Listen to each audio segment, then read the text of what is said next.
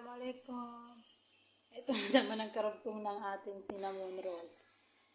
Kanina, nagawa tayo ng dough. So, ang dough natin, ito na siya.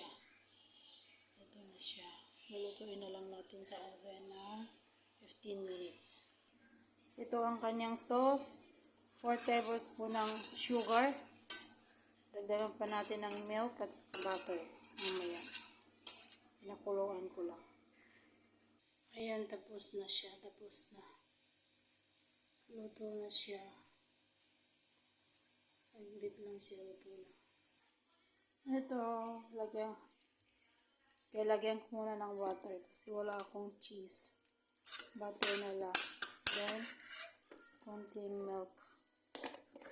Wait lang. Ano naman yan? Konting milk. Konti lang. And then mix.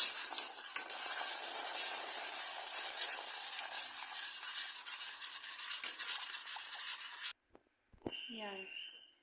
Luto na siya. Kulang na lang yung topping niya. Ito na lang ang topping niya kasi wala akong cheese. So, yan yung pizza natin kanina. Niluto natin. Nagsunod yung cheese niya. Hindi na nagpakita kung paano gawin ang play-doh. Okay. So, salamat sa panonood.